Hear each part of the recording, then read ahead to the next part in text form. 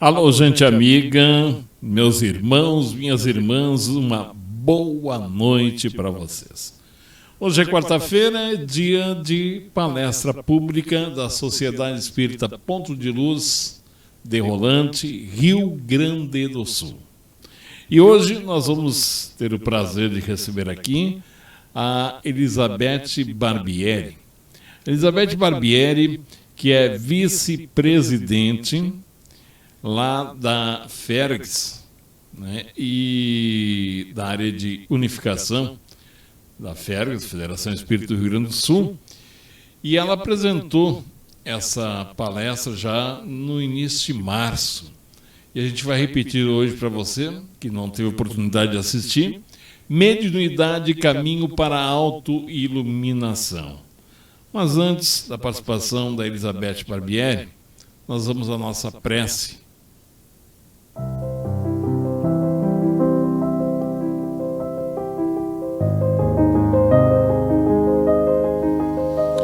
E a nossa prece, nós vamos de encontro à luz divina do nosso amigo Jesus, nosso mestre, nosso guia, que através dele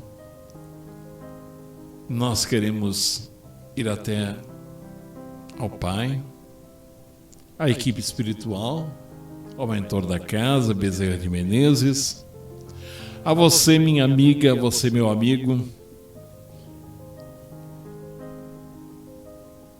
Senhor, nesse instante, a impaciência, tenho certeza que está angustiando muita gente com toda essa situação em que vive o mundo. A impaciência angustia a você, a mim, o espírito que somos. Olha, para falar sobre impaciência, eu escolhi um texto aqui que diz o seguinte: já procurei acalmar-me sem o conseguir. Lembrei-me, no entanto, de ti, que és meu maior refúgio e esperança, Senhor. Teu maravilhoso amor tem o poder de transformar os acontecimentos. Qualquer problema, por maior que seja, se colocado em tuas mãos, terá encaminhamento e solução. E por isso, confiante, venho depositar nas tuas mãos o meu problema. Passa-o a ti, certo de que, a partir de agora, agirá sobre todos os seus meandros e fará sobreviver a solução adequada. Descarrego, assim, as atenções que vinha tendo sobre ele e alivio o meu sistema nervoso da necessidade de encontrar a solução. Qualquer desfecho será aceito por mim com serenidade e agradeço desde já, meu Pai, o teu amor que desvenda o que não tenho podido desvendar e me ajuda em todas as dificuldades. Obrigado, muito obrigado. Texto de Lorival Lopes. Para a gente abrir a noite de hoje esse trabalho maravilhoso da Elizabeth Barbieri, aqui na Casa Espírita, Sociedade Espírita Ponto de Luz de Rolante. Obrigado, meu Pai, a equipe espiritual, e que tenhamos todos uma ótima palestra. Meus irmãos, é muito bom estar aqui com vocês nessa noite. Sempre ficamos muito felizes, agradecida, quando temos a oportunidade de compartilhar alguns momentos com os nossos companheiros das várias regiões do nosso estado do Rio Grande do Sul. Primeira vez que estamos vindo à Sociedade Ponto de Luz de Rolante, e para nós isso tem um significado especial. Pelo companheirismo, pela dedicação, pela entrega do trabalho do nosso irmão Flávio, que é uma das lideranças do nosso estado, que não mede esforços, que trabalha sempre, que sempre busca divulgar a doutrina espírita, muito através do seu trabalho, do seu exemplo. Temos companheiros de longo tempo aqui, como o Arci, que a gente se conhece de muito tempo também. São criaturas devotadas, e todos os demais companheiros e companheiras que estão aqui, prestando a sua contribuição nesta nossa trajetória. Há uma história muito linda e muito conhecida que fala de um bombardeio que houve numa cidadezinha da Europa, na Segunda Grande Guerra. E esse bombardeio acabou destruindo, arrasando a cidade, inclusive a igreja. Quando cessou o bombardeio e que os sobreviventes saíram dos seus abrigos para verificar o estrago, o primeiro lugar para onde correram foi para a igreja, porque a igreja, afinal, era sempre o abrigo das criaturas, abrigo espiritual e abrigo físico. E eles viram que ela estava reduzida a escombros. Mas, em meio aos escombros, a imagem do Cristo, que era uma imagem de rara beleza, era uma escultura primorosa de um artista desconhecido, mas que revelava um grande talento. Ela estava praticamente intacta no meio dos escombros, mas faltavam as mãos. Somente as mãos haviam sido quebradas. A guerra acabou. E a população arregimentou-se para reconstruir a igreja, reconstruíram e começaram a buscar, dentre os escultores conhecidos na Europa, aquele que fosse capaz de fazer as mãos do Cristo mutilado. Porém, todos aqueles que vinham e que tentavam de alguma maneira moldar as mãos, elas ficavam grotescas. Por mais bem esculpidas que fossem, elas não se adaptavam à beleza da imagem. Ficava parecendo que as mãos não eram do Cristo. Elas ficavam muito diferentes do traço da escultura. Isto se arrastou por algum tempo e a igreja pronta para ser inaugurada, e eles não conseguiam refazer a imagem.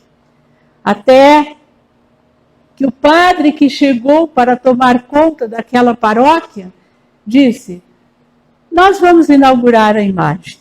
Eu prometo a vocês que eu vou dar um jeito nas mãos. Vamos marcar a data da inauguração da igreja. Marcaram. Reuniu-se toda a população. E a imagem do Cristo coberta, com um manto bonito, bem bordado. No momento em que descerraram a imagem, ela permanecia sem as duas mãos. Mas, amarrada por um cordel em uma e outra das mãos, havia um pequeno rolo que o padre pediu para que um dos fiéis desenrolasse. Ele desenrolou. E ali, naquele rolo que estava amarrado às mãos mutiladas do Cristo, estava escrito: eu não tenho outras mãos, e não terei, senão as vossas.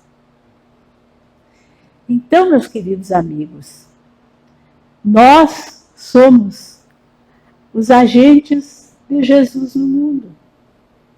É pelo que fazemos, pelas nossas ações, que nascem nos nossos pensamentos e nos nossos sentimentos, que ele atua no mundo. Ainda há pouco, na nossa abertura ali, os companheiros conversavam sobre as lições que têm vindo no Evangelho: caridade, amor ao próximo, destruição do materialismo, e refletíamos sobre isso. Lembrava o Flávio que nós nos alistamos para trabalhar no grande exército de Ismael. Portanto, somos da falange do Cristo. E é verdade. Então é muito bom quando nos reunimos nesses momentos. E quando nós vamos falar em mediunidade a serviço da autoiluminação, não raro, quando falamos em mediunidade, nós lembramos. De quem que vocês lembram quando a gente fala em mediunidade? Vamos ver. Do Chico. Do Chico, do Divaldo, né? Da Dona Ivone do Amaral Pereira. De todos esses grandes médiuns que passaram pela terra sendo as mãos do Cristo e dando o seu testemunho. Mas, quando nós vamos buscar em uma das obras basilares da nossa doutrina espírita, que é o Livro dos Médiuns, o conceito de mediunidade, nós vamos verificar que há uma amplitude bem maior. Porque Allan Kardec diz que todo aquele que sente, num grau qualquer, a influência dos espíritos, é, por esse fato, médium. Essa faculdade, diz ele, é inerente, é própria, é característica do homem. E não constitui, portanto, um privilégio. Bem, aí nós já começamos a perceber que há uma extensão desse entendimento que é importante que nós venhamos a compreender. Quando Kardec pergunta aos espíritos se eles influem nos nossos pensamentos e atos, eles respondem que sim, e que não raro são eles que dirigem as nossas ações. Então, perceber os espíritos, sentir a influência dos espíritos, não é uma coisa para o Chico, para o Divaldo, para a Dona Ivone, para aqueles que trabalham na reunião mediúnica, aqui do Centro Espírita, da Sociedade Espírita Ponto de Luz. Não. Sentir a influência dos espíritos é para todos nós. É para todos nós. Porque, vejam bem, Kardec diz: todo aquele que sente num grau qualquer a influência dos espíritos. Bom, tem gente que diz assim: eu sou uma porta, não sinto nada. É possível. É possível. Mas não é crível. Porque vem das profecias do Antigo Testamento aquele ensinamento que diz que a mediunidade se derramaria por toda a carne. Então, como a lei é de progresso, nós vamos nos tornando mais sensíveis. E à medida que vamos nos tornando mais sensíveis, nós vamos sentindo mais a influência dos espíritos, tanto encarnados quanto desencarnados. O que nós não temos, às vezes, é essa condição que o Chico tinha e que os outros médiuns ostensivos, como nós chamamos, têm de transmitir, de filtrar aquilo que estão sentindo. Mas sentir, nós sentimos. Vocês, com certeza, em algum momento fizeram alguma coisa que depois pararam e perguntaram, mas eu nem sei por que eu fiz aquilo. Não acontece isso. Mas por que eu fui fazer aquilo? Parece que não era eu. Não acontece isso? Meu Deus, parece que não era eu. Eu senti uma coisa que me empurrou a fazer isso. Ou então, mas eu estava tão bem, eu estava tão alegre, tão feliz, daqui a pouco começou a me dar um aperto, uma dor no peito, uma sufocação. E quando eu vi, eu estava triste, chorando. Quantas vezes nós passamos por isso? Ou então, chegamos a um paroxismo de raiva que a gente não sabe de onde saiu, mas nem era para tanto. Eu me enraiveci de uma forma que se eu tivesse uma arma, eu tinha dado um tiro no fulano. Vejam bem. Nós vivemos mergulhados num universo de ondas mentais. Agora, por exemplo, eu estou conversando com vocês e vocês estão captando as minhas ondas mentais. E eu estou captando as vossas. Vocês estão pensando, bate aqui, o que eu penso e digo vai se misturar com as ondas de vocês e de algumas outras mentes que estão no ambiente. Encarnadas e fora da carne, desencarnadas. Então nós, homem nenhum é uma ilha, dizia o poeta. Nós não somos isolados. Tudo aquilo que a gente faz impacta no outro. Então os espíritos que estão à nossa volta, eles pensam, eles sentem, e isto muitas vezes nos influencia. Por que é importante nós termos esta dimensão da nossa capacidade de percepção? Desta mediunidade que nós podemos chamar de mediunidade lato sensu, ou seja, em sentido amplo.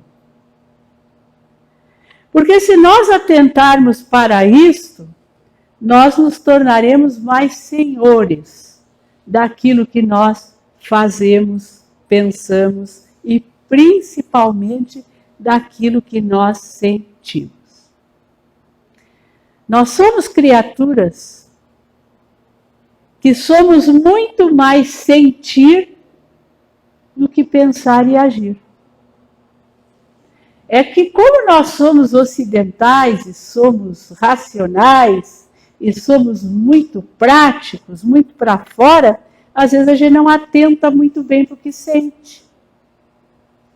Mas quando nós batemos o olho numa pessoa que a gente não conhece, antes mesmo do meu cérebro me indagar quem será, de onde vem, o que faz, eu já senti. Ela já me transmitiu algum sentimento, bom ou não. Já pararam para pensar nisso? Às vezes nós não precisamos conversar com a pessoa. Ela entra num local e a gente já recebeu o influxo, bom ou não. Então, o sentimento, na nossa escala de atenção, ele precisa vir em primeiro lugar. Porque como nós vivemos mergulhados nestas ondas todas de pensar, nós também somos alvo e somos passíveis de uma quantidade de sentimentos. Allan Kardec fala muito nas obras da nossa doutrina sobre o sentimento. Lá na obra O Céu e o Inferno, que é uma obra belíssima, que ele vai falar da justiça divina, ou o céu e o inferno, segundo o Espiritismo, tem uma passagem que ele diz que no encarnado, em nós, como no desencarnado, é sobre o sentimento que se faz mister atuar. Ou seja, este precisa ser o objetivo da nossa atuação. Isso desde as crianças, a gente precisa perceber. A gente pode ensiná-los a fazer o que nós quisermos, porque a criança tem conexões milhares quando ela nasce. Então, ela está aberta para aprender, para fazer, para repetir, mas o sentimento, esse precisa ser alvo de educação desde o berço. Por isso que hoje, na doutrina espírita, nós temos evangelização de bebês. E temos a evangelização das mãezinhas gestantes.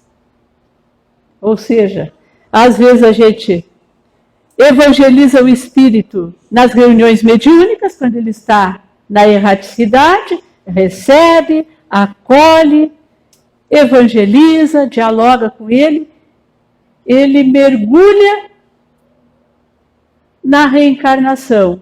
E a mãezinha vai vir para o grupo de mães, pais gestantes, o espírito continua se evangelizando. Nasce bebezinho, né? Toma aquelas primeiras vacinas ali, 2 mesinhos ele já está na evangelização. Por quê? Porque o sentimento precisa ser educado. Nós vamos falar mais sobre isso. Diz ainda Kardec, a fim de avançar para a meta. Qual é a nossa meta, gente? Para onde nós caminhamos? Para a perfeição, exatamente. Então, para avançarmos rumo à perfeição, tem a criatura que vencer os instintos em proveito dos sentimentos. Ou seja, aperfeiçoar estes últimos, aperfeiçoar os sentimentos. Nós somos instintivos. Se alguém pisa no nosso pé, o que pula em primeiro lugar? É o instinto. Se alguém nos ofende, nos magoa, o que aflora em primeiro lugar? É o instinto do revide.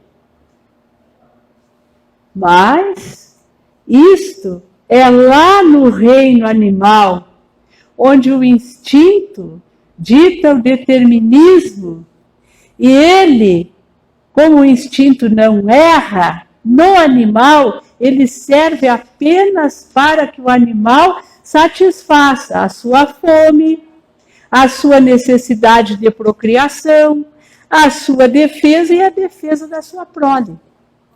Ele não vai além disso. Agora, no homem, existe um outro componente que se chama liberdade de escolha. Então, o homem, ele se alimenta para saciar a sua fome, mas ele pode escolher abusar da alimentação. Ele necessita procriar para que a espécie humana permaneça, para crescermos e nos multiplicarmos, mas ele pode usar e escolher utilizar a sua energia sexual para o sensualismo, para o abuso, para a prostituição.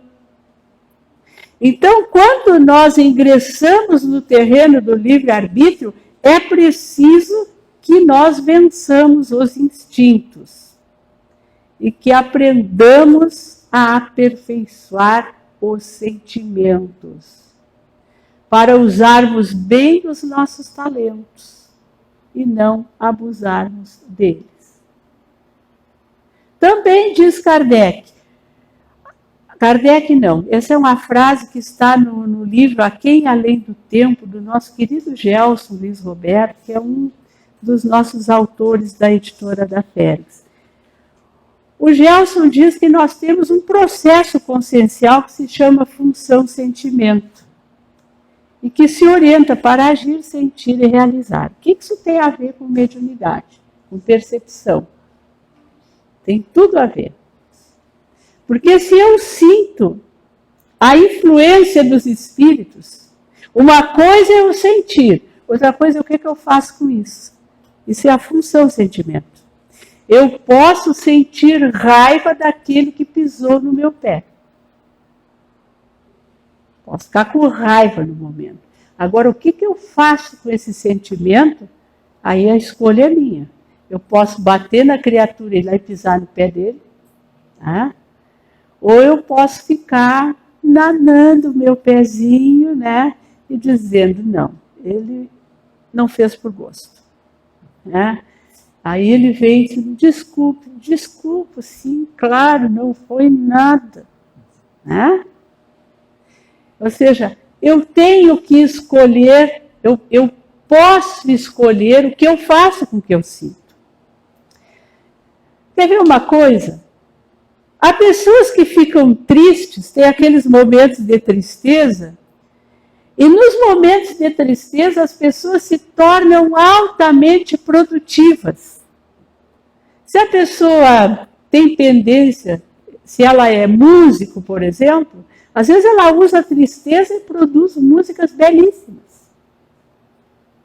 Se ele escreve também, às vezes nos momentos de tristeza ele usa aquilo para reflexão e escreve coisas belas, pinta. Ou se nós não temos nenhum talento, nos momentos de tristeza a gente se recolhe, vai fazer uma oração, vai fazer o nosso processo de autodescobrimento, passar a nossa vida em revista.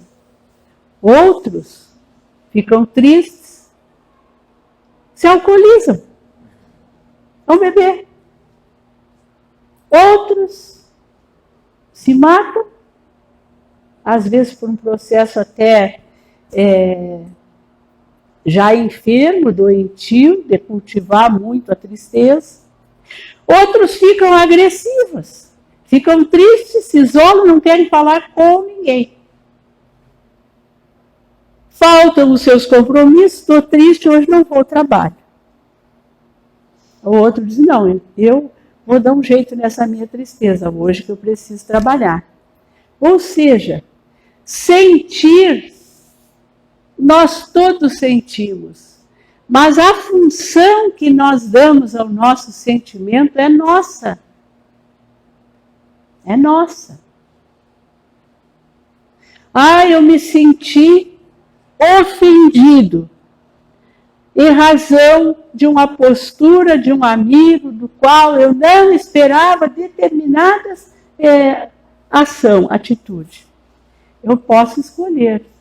Eu posso cortar relações com um amigo, me tornar maledicente e ficar dizendo para todo mundo o que ele fez e esperando uma chance de dar o troco. Eu posso perdoar.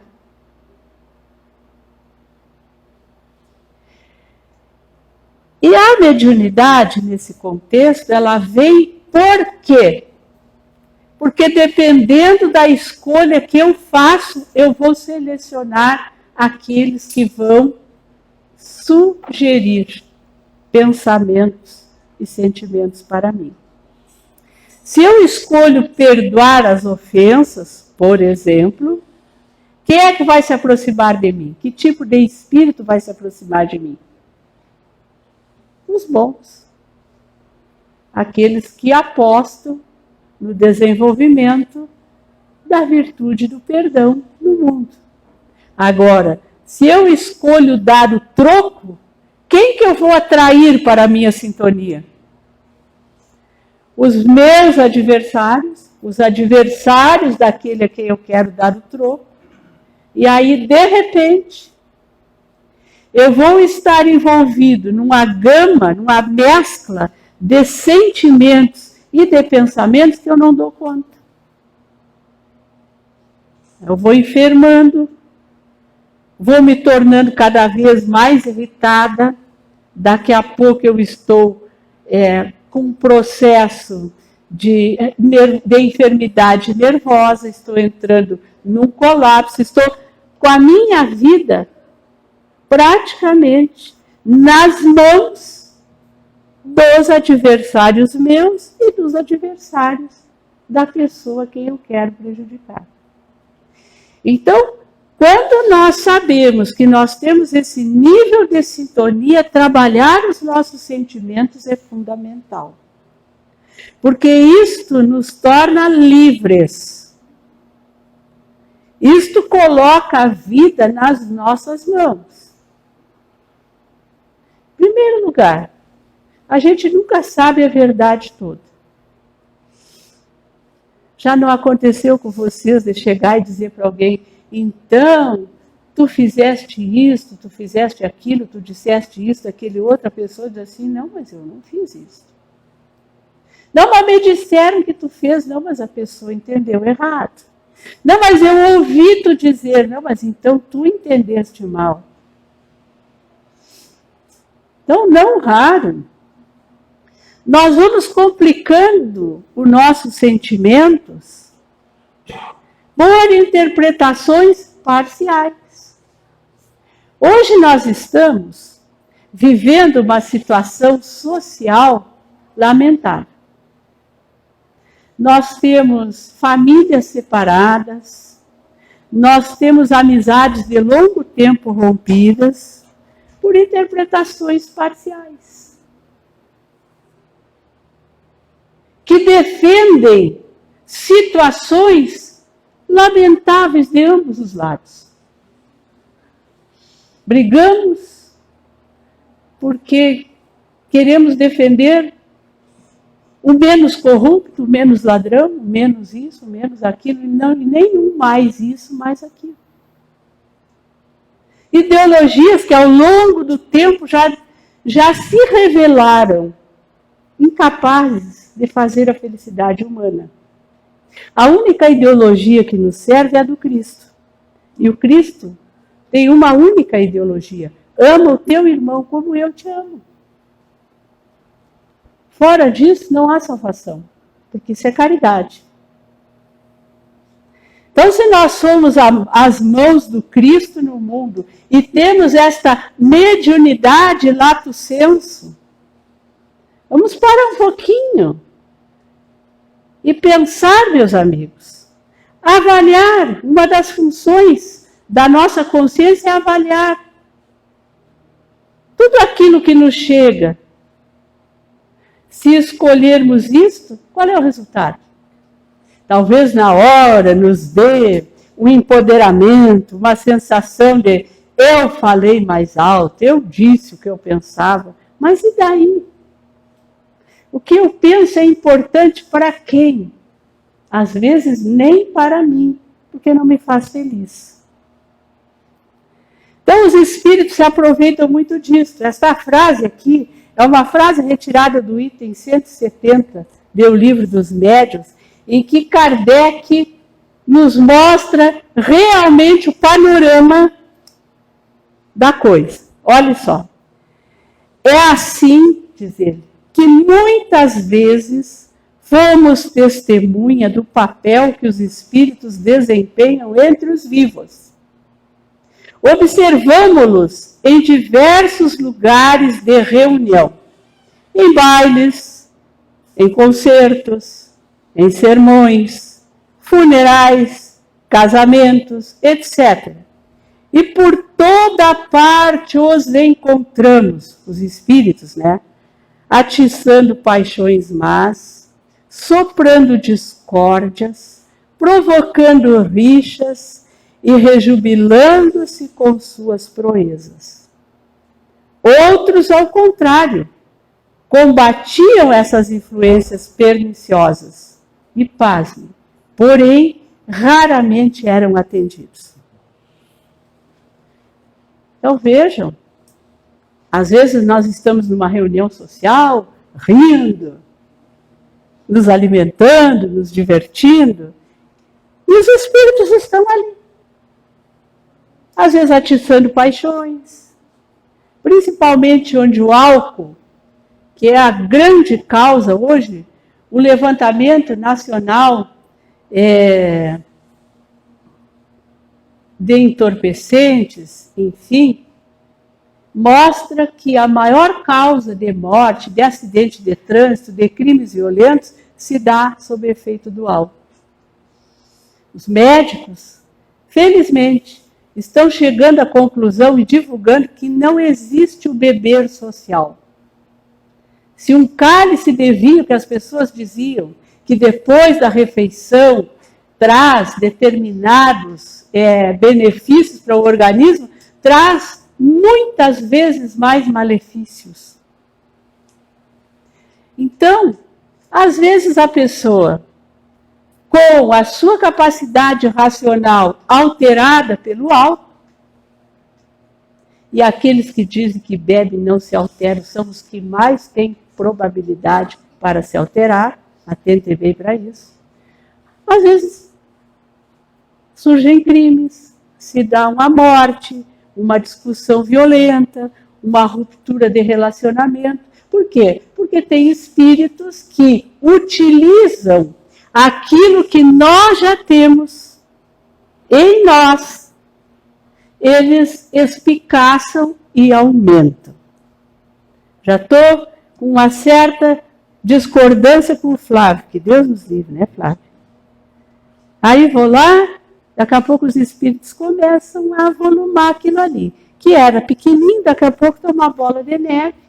E se nós não atentamos para isso, quando a gente vê, a situação está criada.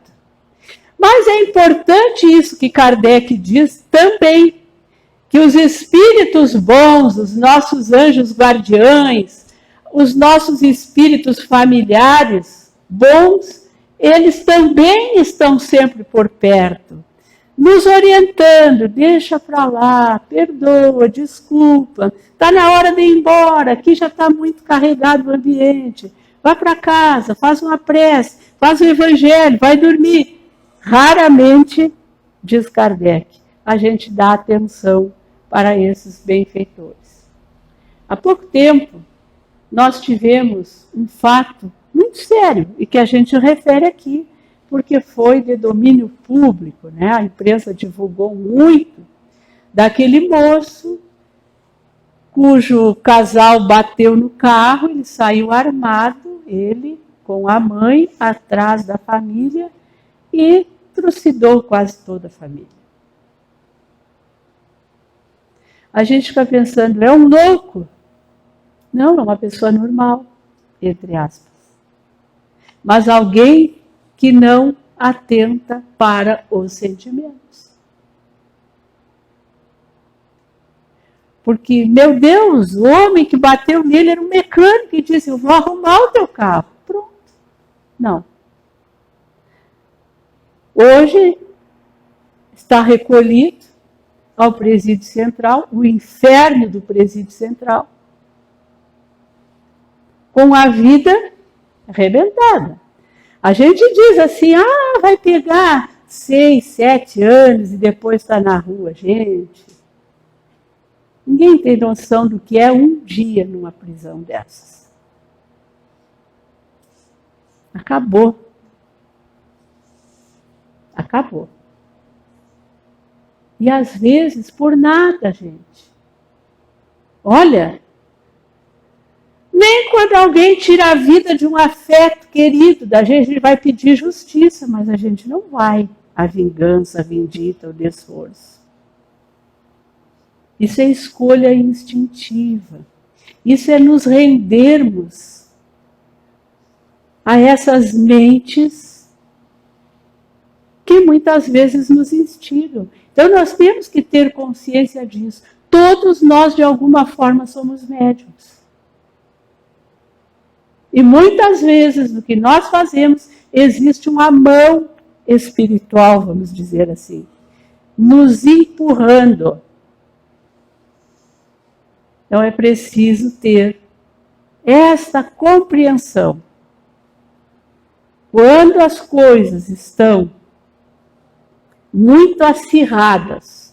É bom a gente sentar, respirar fundo, pega um livro para ler, pega o Evangelho, pega um conto dos Espíritos contaram lá, que os Espíritos contaram coisas lindas ali, naquela obra, curtinho cada conto. Já leu, Flávio?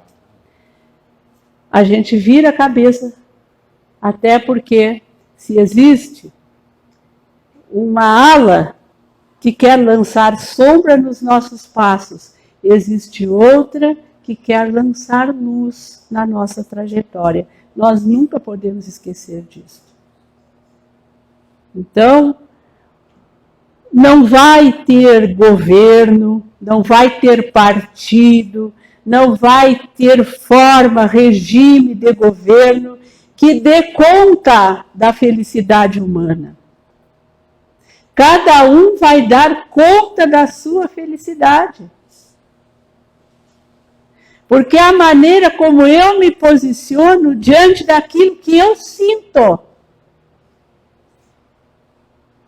Ah, mas isso é muito difícil, Beth. Eu sei, mas ninguém disse que viver é fácil. Certa vez Jesus estava conversando com Pedro, falando sobre o Evangelho, sobre a difusão do Evangelho, sobre os sacrifícios que os discípulos precisavam fazer. Aí Pedro olha para eles assim: meu Senhor, mas o Evangelho nos cobra um preço muito alto. Jesus olha para ele e diz: é, Pedro, e o mundo não cobra?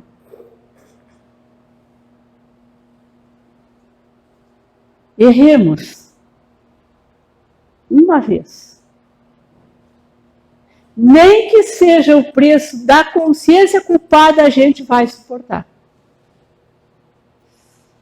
O mundo cobra muito mais caro do que a doutrina de Jesus. Porque a doutrina que o Mestre veio nos ensinar é aquela que está lá em O Livro dos Espíritos, quando eles nos falam das leis morais e nos dizem: a lei de Deus é a única para a felicidade humana. E o homem só é infeliz quando dela se afasta. Então, o preço é do afastamento da lei e não do seu cumprimento. Os Espíritos contaram, na segunda parte, uma novela muito bonita, de uma benzedeira de fundo de campo, daquelas que quem morou no interior, como eu, conhece muito bem. Aqueles ranchinhos de fundo de campo. Seatonha. Seatonha era o anjo bom das pessoas das redondezas de onde ela morava. Ali pelos idos, ali pelo século XIX, final do século XIX, havia findado a Guerra do Paraguai, muita miséria, muitas pessoas que retornavam enfermas, muitos lares que ficaram sem os seus chefes de família, que morreram na guerra. Então, Seatonha era aquela pessoa que curava de tudo. Diziam nas redondezas, qualquer coisa que acontecia, leva para Seatonha que a doença não resiste ao segundo dia. E assim ela viveu anônima. Quando menina, mocinha, foi estuprada por um soldado desertor, foi deixada no mato para morrer. E resistiu, porque a mãe, que também era benzedeira, saiu e foi buscá-la. E ela estava entre a vida e a morte, quando ela vê se aproximar um espírito luminoso, uma silhueta feminina, e disse a ela: Antônia, tu vais ficar boa. Tu vais levantar da cama e vais servir a Jesus. Sem perguntar a quem. Por ti vão passar muitas pessoas que ao longo da tua vida tu prejudicaste. Mas tu vais atender a todos sem distinção. E assim ela viveu. quando ela desencarna,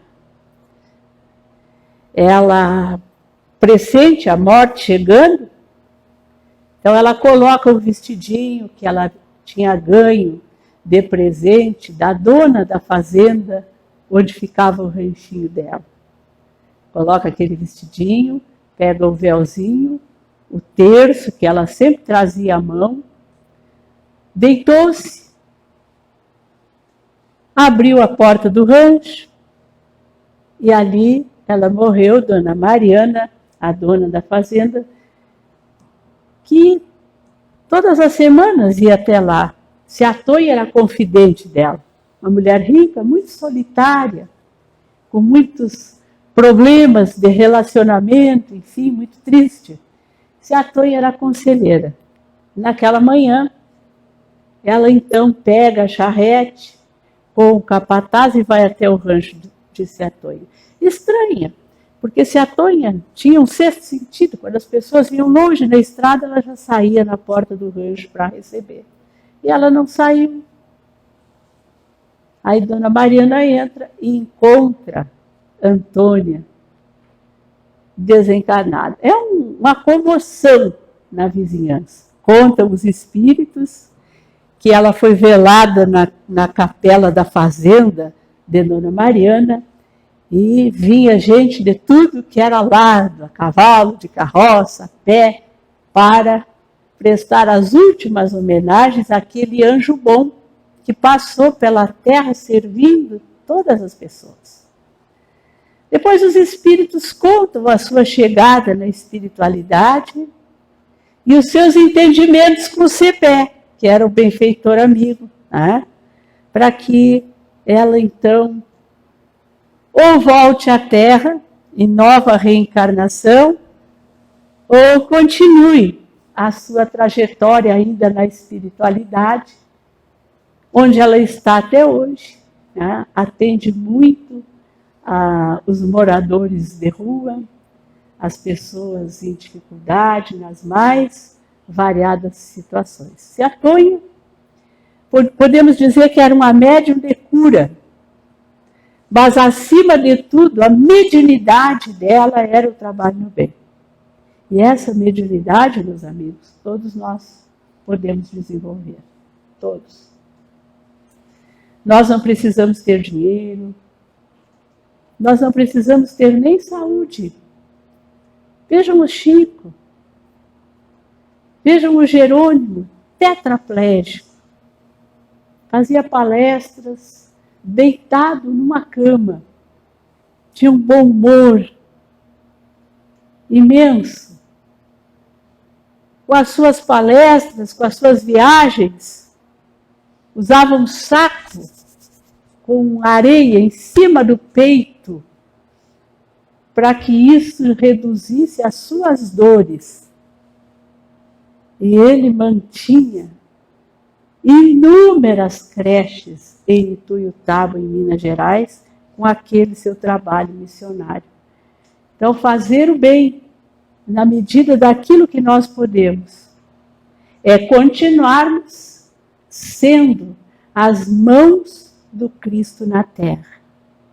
E fazermos da mediunidade ampla que todos nós temos a nossa contribuição para um mundo melhor com o qual nós todos sonhamos. Que parta daqui do nosso ponto de luz de rolante. Muitas luzes para o mundo. Luzes nascidas no coração generoso de cada um de vocês. Muito obrigada.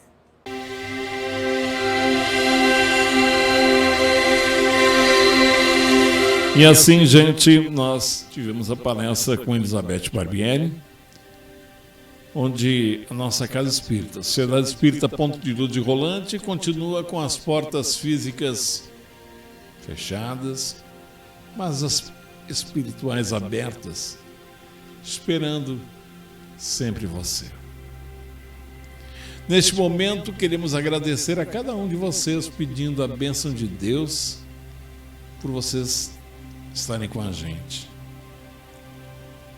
Queremos te pedir, ó Pai, que olhe por aqueles necessitados, aqueles que ainda não entenderam a tua palavra, amigo Jesus, que não entenderam a tua mensagem, que possam ser despertados para o perdão, a benevolência, a indulgência, a caridade. Te pedimos proteção e proteção a todos aqueles que habitam neste planeta em regeneração chamado Terra. Obrigado ao Pai, obrigado ao mentor Bezerra de Menezes, obrigado a vocês da equipe espiritual, a vocês, irmãos e irmãs encarnados, que acompanharam essa palestra. Uma boa noite.